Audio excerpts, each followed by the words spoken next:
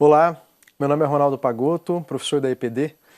Nós vamos trabalhar hoje o tema da formação econômica e social do Brasil e a aula especificamente é sobre feudalismo e mercantilismo. Então nós vamos fazer um estudo geral desses dois sistemas e o que isso tem de reflexo na nossa formação econômica e social brasileira. Nós trabalhamos na aula passada o tema do escravismo e da comunidade primitiva. Lembro que nós tratamos que sobre a transição desses modos de produção, desses distintos modos de produção, se deu a partir das contradições geradas na própria constituição desses dois modos de produção. E que o agravamento e a intensificação, o crescimento desses dois processos geraram contradições entre as relações de produção e as forças produtivas. E que essas contradições foram superadas num processo em que houve uma mudança brusca nas relações de produção, que eu lembro a vocês que relações de produção são aquelas relações jurídicas que limitam a propriedade, a transmissão dos produtos gerados pelo trabalho, a divisão do trabalho, enfim, regula a sociedade de um sentido mais jurídico do termo.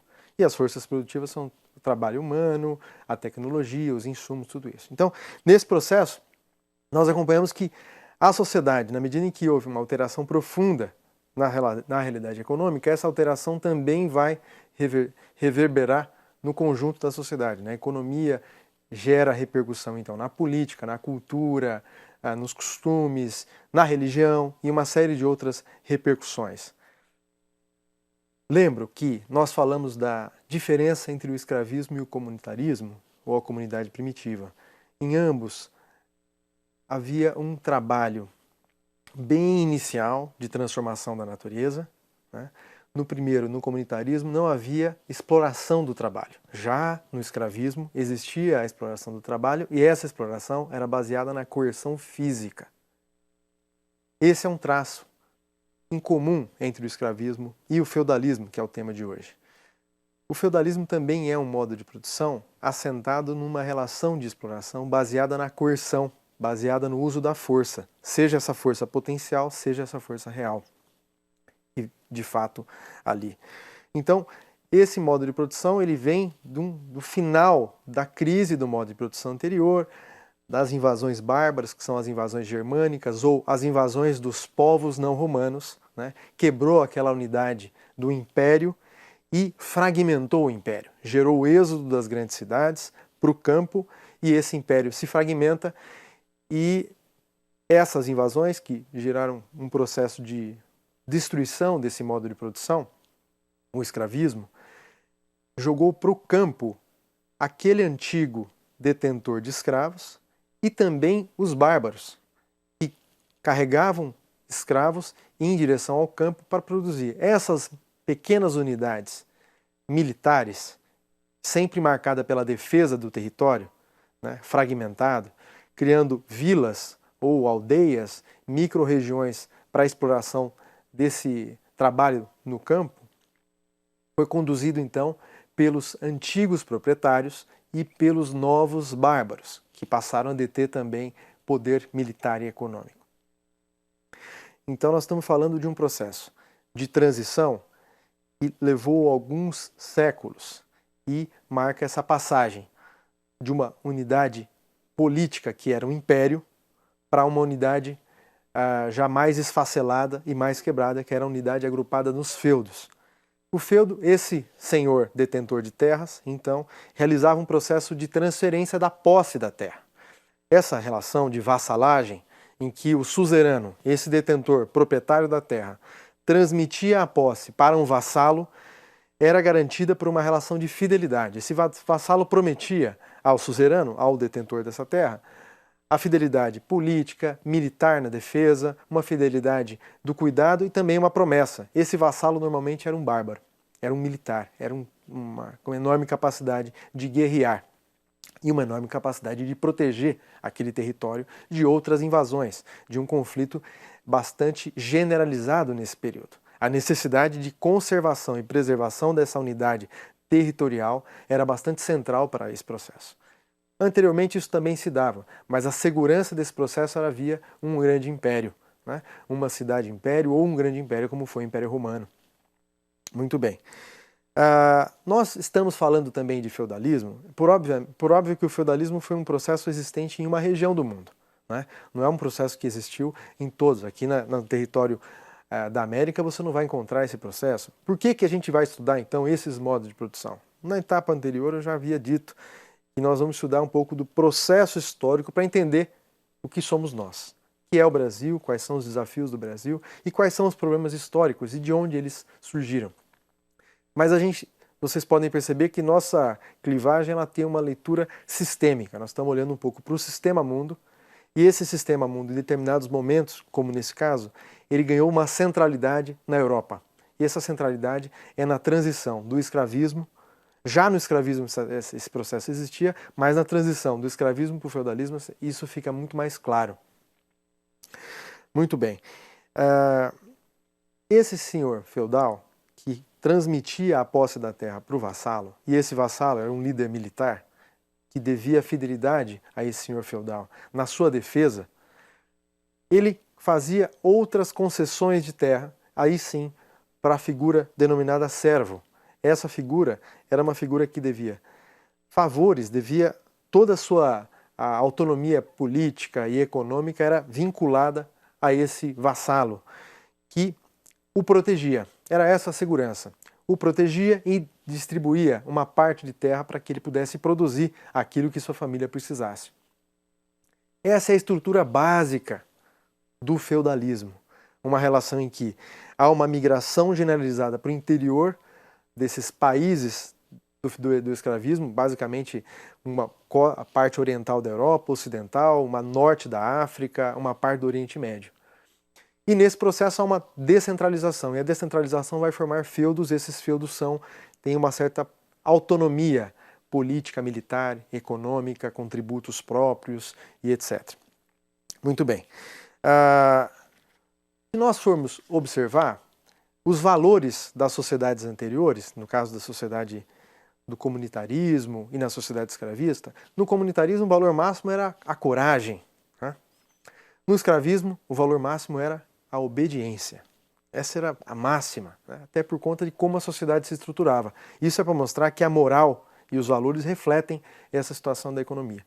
No caso do feudalismo, a máxima, o valor máximo da sociedade que era cobrado era a honestidade. Porque essa relação de exploração baseada na coerção, ela dependia da honestidade do produtor. Vejam, toda a produção era garantida pelo servo. Ele que trabalhava a terra, ele que conhecia o labor na terra, ele que realizava esse trabalho cotidianamente. E dele dependia a entrega da produção, a entrega da parte da produção, o pagamento dos tributos, a altura do que tinha produzido. Portanto, existia uma relação de confiança nessa exploração. E uma relação de confiança que gerava uma dependência do senhor feudal e do vassalo, duas figuras anteriores, para realizar essa exploração. Se o servo mentisse na quantidade de produtos, isso influenciaria em todos os tributos e também influenciaria no quanto ele ia passar para o senhor feudal. Muito bem. Como foi, então, realizada essa exploração, além de ter essa divisão social do trabalho? Havia uma máxima no feudalismo que dizia que, uma máxima para explicar o funcionamento daquela sociedade, que dizia: o clero, a igreja, deve rezar e deve lutar pela salvação das almas. Os nobres, aqui entendido esse setor que tinha a necessidade de ter a proteção militar, realizar a proteção militar, tinha o papel de defesa. E os camponeses, que no caso eram os vassalos e os servos, tinham a necessidade de produzir para alimentar essa sociedade. Então não precisa dizer muito para ver como ela era atrofiada. Grande parte da sociedade não produzia, muito semelhante ao que acontecia no modo de produção anterior. A exploração no feudalismo se dava então de maneira direta, explícita, e ela continha várias formas que vale a pena citar para ficar um pouco mais claro nosso objeto do estudo. Você tinha o servo que trabalhava alguns dias na terra do vassalo e do senhor, era um trabalho gratuito, portanto. Você tinha o servo que cedia parte do que produzia.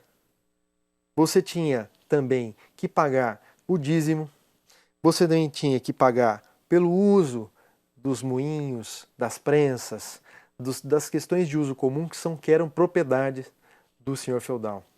Você também pagava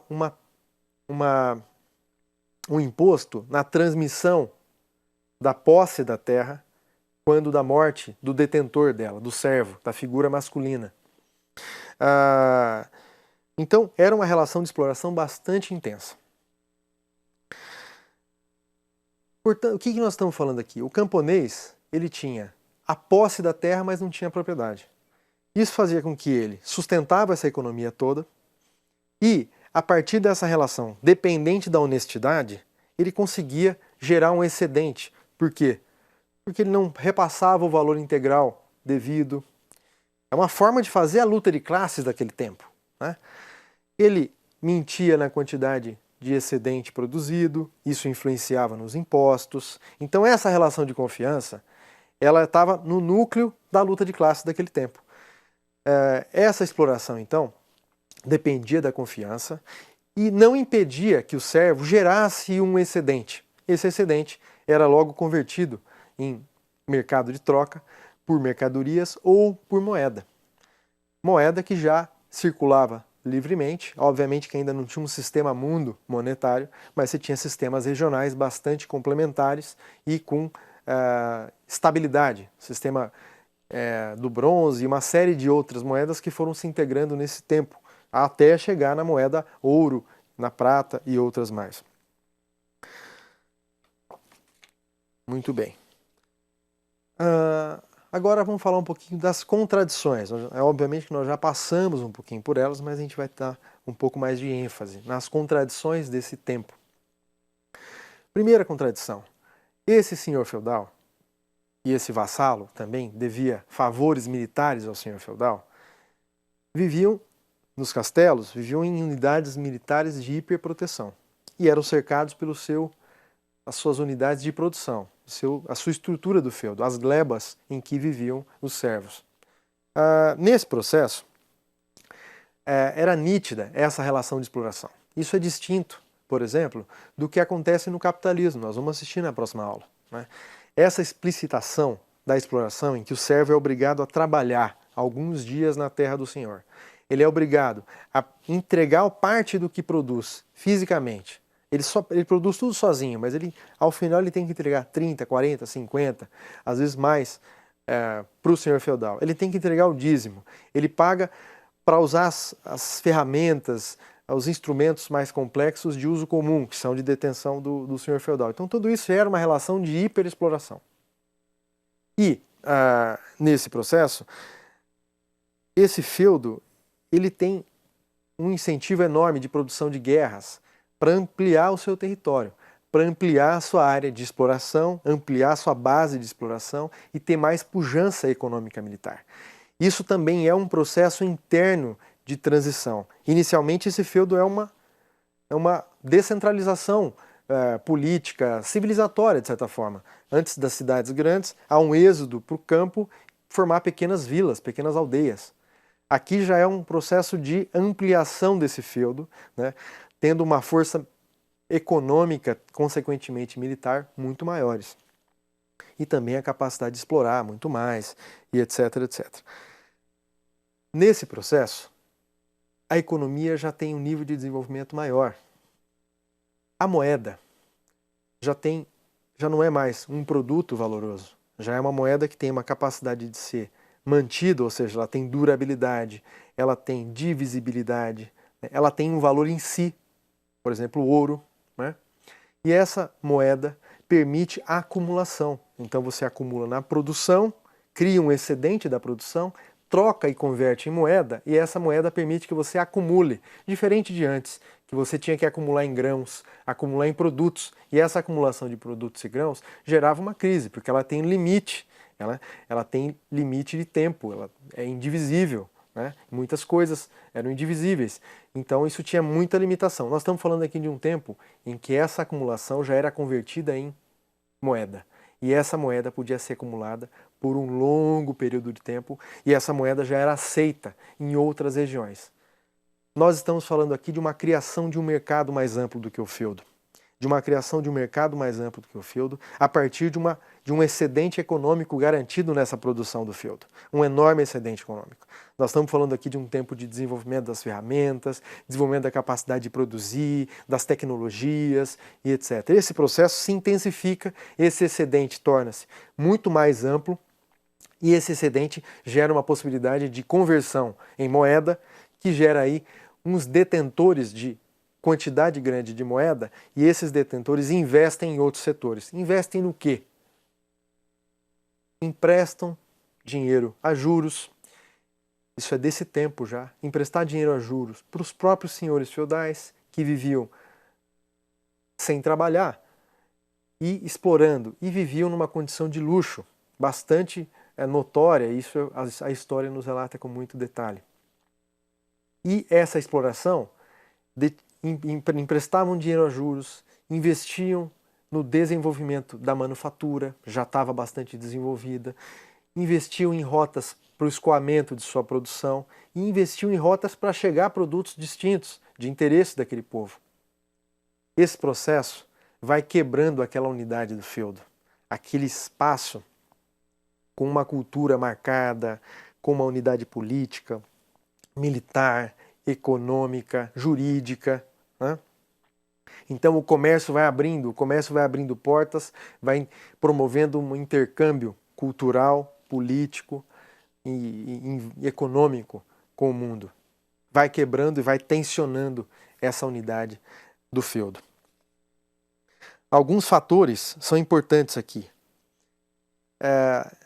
E esse feudo, na medida em que ele é dependente centralmente da exploração do servo, esse servo passa a ser uma figura central para sustentar toda essa sociedade. Só um dado importante de fatos que a gente tem na narrativa histórica é que a igreja detinha 2/3 das terras europeias.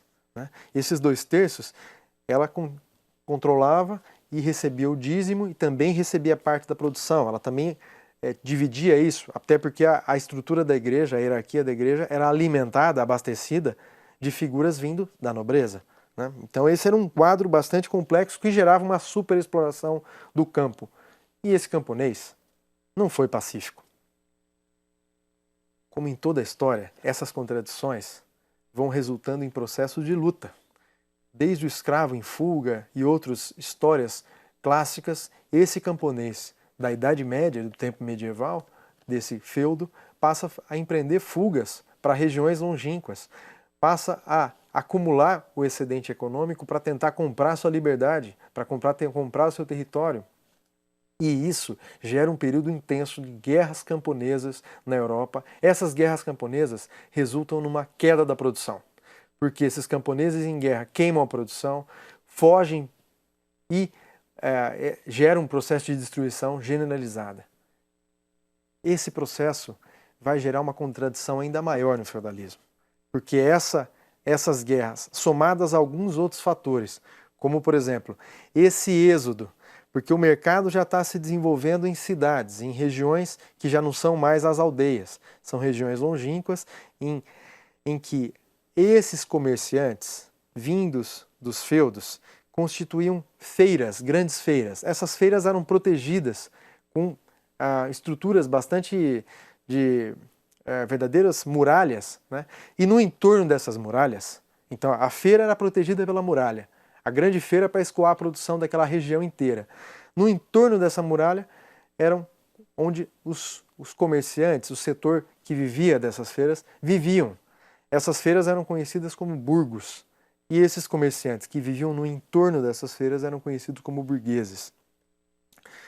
Esse processo de guerra, esse processo de superexploração do campo, vai gerar um êxodo rural, uma fuga para essa cidade, em busca de vida e de condições de trabalho, recebendo moedas, outra forma de exploração. Somado a essas guerras camponesas, essa urbanização ela vai tirar a gente do campo e vai levar a gente para a cidade. Esse êxodo também reduz a capacidade de produção do campo.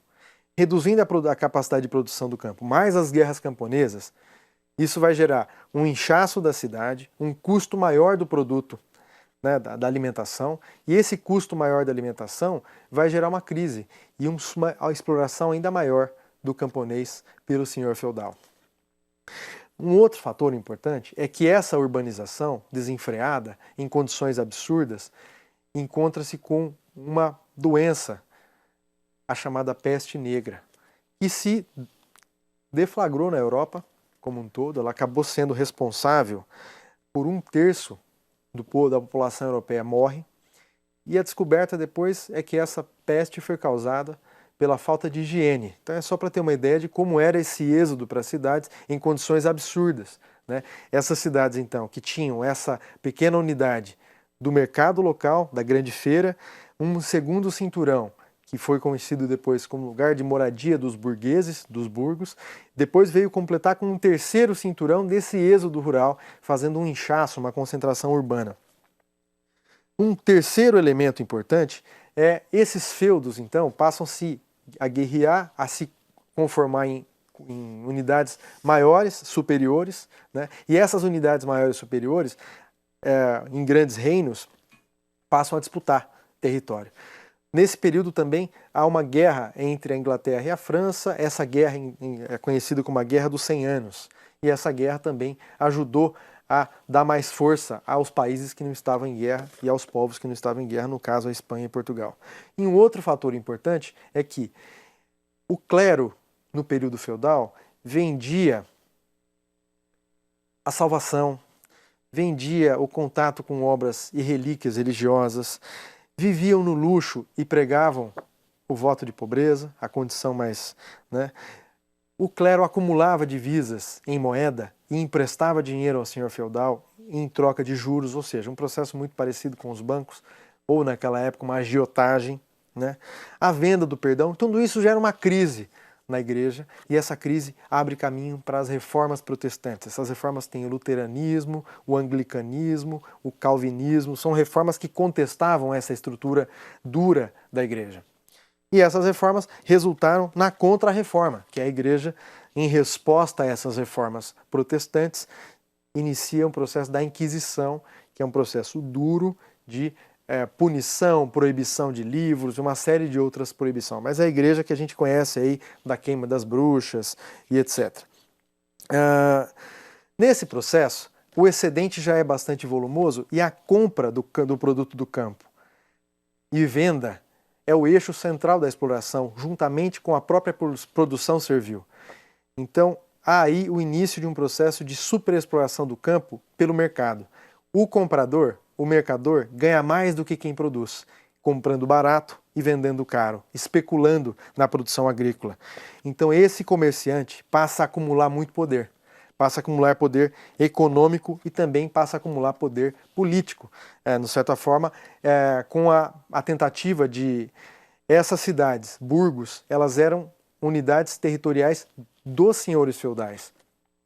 E nesse processo, essas unidades burgos passam também a ter condição de comprar desses senhores feudais, muitos deles endividados, vivendo numa luxúria exagerada, né? Vendiam aquela terra e formavam-se então as comunas, que eram essas cidades antigas, né? Principalmente na França, na Inglaterra. E essas comunas eram unidades autônomas, que passaram a ter uma unidade do ponto de vista militar, uma unidade do ponto de vista político, tributário. Então ela passou a ter distinção com o restante do feudo. Aí está o embrião da crise do feudalismo, que é o crescimento dessas unidades de comerciantes, desse trabalho de comércio que superexplora ainda mais o campo. Vejam vocês, nós estamos falando aqui de um processo de superexploração do camponês. Esse servo, que já era explorado pelo senhor feudal e pelo vassalo e pela igreja, agora também tem uma superexploração no comércio, que é o sujeito que vai comprar o produto dele barato e vender mais caro. E o lucro desse sujeito é muito maior do que ele que vende. Esse é um processo histórico do campo que persegue a estrutura do campo, inclusive até hoje. Muito bem. Essas comunas dos feudos, já separadas dos feudos com unidade política, tributária, passam a acumular muito no comércio. Esse acúmulo no comércio e as disputas entre os reinos, como a guerra entre a Inglaterra e a França, e também a fuga do campo dos camponeses rebelados, foram várias revoltas camponesas, exige um poder militar bastante grande. Por quê? Porque o feudo, nesse processo também em crise, passa a mandar os seus soldados, os seus vassalos, que eram nobres, cavaleiros, etc., a ir para as cidades fazer saques. E esses saques também geravam instabilidade nesse processo. Isso forçou essas cidades a organizar os burgos e os burgueses, os comerciantes, em corporações gerais, depois em corporações de ofício, que eram unidades de defesa e unidades de organização da produção. E esses burgos e esses comerciantes enriquecendo na comercialização, nesse processo de compra barata e venda cara, passam a acumular muita riqueza, também vão emprestar dinheiro para senhores feudais. Surge aí o Instituto da Penhora, por exemplo, apesar de ter anterioridade no próprio Império Romano, mas aí ele ganha muita força, que é esse senhor feudal que tem o seu território, uma parte dele, o total, penhorada, porque estava devendo. Esse comerciante, morador do burgo, conhecido como burguês, que vive da compra e venda e que acumula, dá origem também aos bancos, que na época eram o quê? Fortalezas, para guardar a moeda, para proteger, para não deixar aquilo guardado em cada casa, em cada unidade. Esses bancos, então, passam a ter uma capacidade de também emprestar recurso. Então, o banco deixa de ser só um depósito e uma segurança para esse dinheiro, e ele passa a ser um depósito, uma segurança, mas também fazer pequenos empréstimos e a fazer investimentos. Esse processo, com essas tensões das guerras, das entradas, das invasões dos vassalos, dos cavaleiros, para fazer saques e pilhagens, gera uma instabilidade e força os burgueses a criar uma relação com os reinos, com os reis, que sempre viveram em harmonia com o feudalismo. Eles nasceram juntos, os grandes reinos, as grandes famílias reais, etc. E o burguês é aquele que vai lá investir no reino para que ele constitua seus exércitos, para que ele unifique a tributação, porque nós já estamos falando de reinos com feudos distintos, com unidades militares distintas, com unidades tributárias distintas. Então esse burguês ele vai investir para que esse rei conforme um exército só, para que esse rei crie uma unidade tributária única e etc. Esse é o processo de surgimento, então, do absolutismo, que é esse período em que a formação dos grandes reinos, baseados nessa relação, e esses grandes reinos, então, vão criar uma situação de convívio temporário entre a estrutura feudal, vinda da economia anterior, e da nova economia e da estrutura burguesa do comércio. Essa estrutura que vai abrir caminhos para um período novo, que é o período do mercantilismo. Bom, o mercantilismo, nós estamos falando de um processo de abertura comercial. As cruzadas, que passa por esse período também, como missões religiosas, elas também carregam consigo missões que são do ponto de vista econômico. As cruzadas vão generalizar o consumo de produtos, generalizar produtos de maneira para o mercado mundial, elas vão abrir caminhos e reestabelecer rotas que tinham sido encerradas por conta dos conflitos e das guerras. Então as cruzadas elas vão ajudar nesse processo de estruturação de um mercado mundial, de escoamento, de fornecimento de produtos.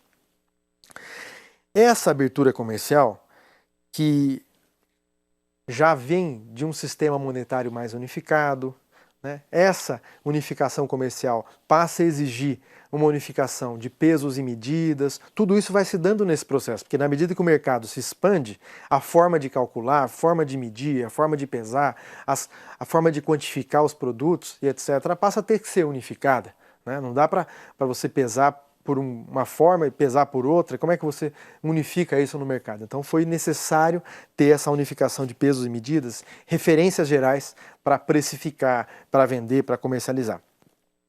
E nesse processo, então, de um fortalecimento e uma expansão do comércio, baseado na superexploração do campo, também vem acompanhada de um desenvolvimento da manufatura.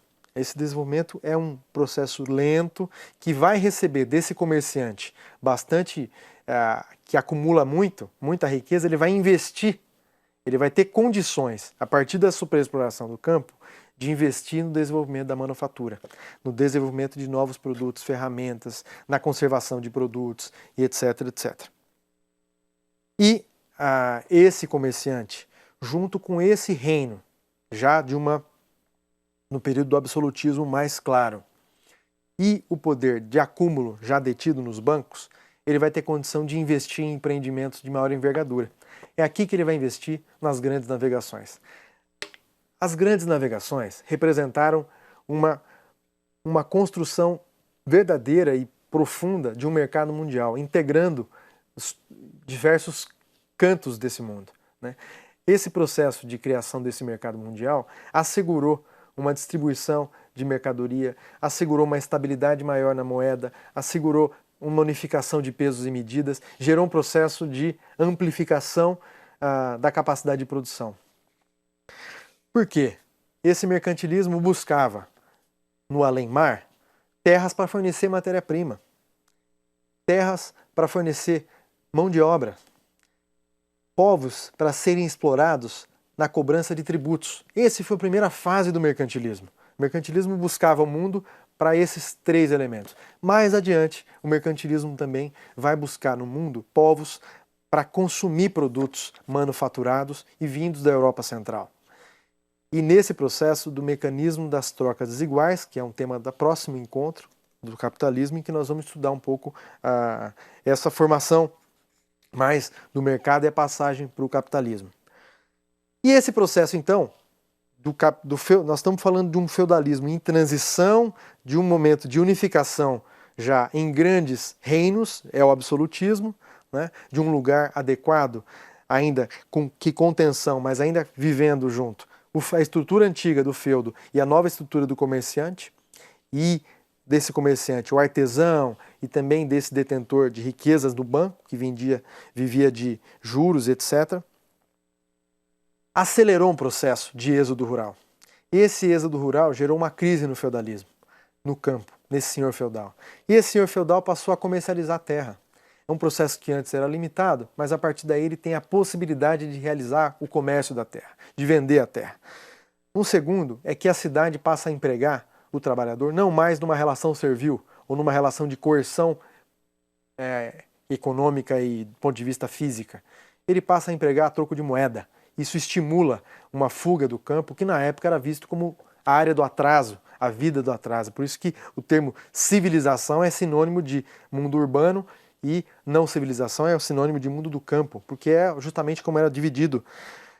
Esse processo também é uma centralização de poder, uma força armada unificada, esses reinos absolutistas com exércitos de mercenários, mas enfim, exércitos por reino, não mais por feudo, não mais por essas unidades militares menores. Portanto, o Estado absolutista, a sua formação reduz a força econômica e a força política do feudalismo. Notem, a conformação do Estado absolutista retira força política do senhor feudal. E a formação desse comércio mundial, dessa rede de comércio mundial, retira do senhor feudal o poder econômico. Nós estamos falando aqui de uma crise, de um tempo aberto de crise, em que é uma sociedade cada vez mais burguesa do ponto de vista econômico e cada vez ainda mais segue sendo feudal do ponto de vista da estrutura jurídica e da estrutura política. Esse processo gera um desarranjo bastante grande. Esse desarranjo agoniza em crise e essa agonia em crise vai gerar um entrave insuperável, que é essa relação do Estado absolutista com o feudalismo e com a nova classe de comerciantes, com uma enorme pujança econômica. Nasce aí a Revolução Burguesa, uma revolução conduzida por uma classe que detinha o poder econômico, mas não detinha o poder político. Essa revolução foi promovida para fazer a adequação entre o poder econômico e o poder político. Ela inaugura um período do capitalismo, que é a hegemonia de uma classe, a classe burguesa, inaugurando um período novo da história, um período avançado em relação ao feudalismo, avançado em relação ao escravismo e que tem suas contradições, que é o tema do nosso próximo encontro.